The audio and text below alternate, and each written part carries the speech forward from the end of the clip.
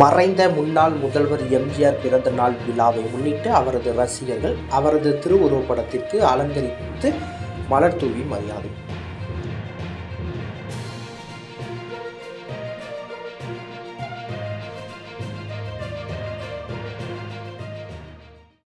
மூன்றெழுத்தில் என் மூச்சிருக்கும், முடிந்த பின்பும் எனது பெயர் இருக்கும் என்ற பாடலை உண்மைப்படுத்தும் வகையில் மறைந்த முன்னாள் முதல்வர் எம்ஜிஆர் பிறந்த நாள் விழா இன்று தமிழகம் முழுவதும் வெகு சிறப்பாக கொண்டாடப்பட்டு வருகின்றது.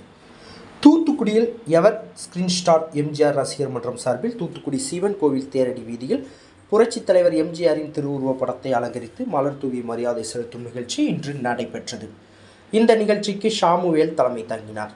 இதில் மாவட்ட அண்ணா தொழிற்சங்க துணை செயலாளர் சுரேஷ் பெர்னாண்டோ, மாவட்ட சிறுபான்மை பிரிவு தலைவர் ஏ.கே. மைதி, மாநில பேச்சாளர் முருகானந்தம், ஜோசியர் ராமகிருஷ்ணன், மாவட்ட சிறுபான்மை பிரிவு பொருளாளர் நாகூர் பிச்சை, ரவி உள்ளிட்ட ஏராளமான பொதுமக்கள் கலந்து கொண்டு எம்ஜிஆர் படத்திற்கு மலர் தூவி மரியாதை செலுத்தினர்.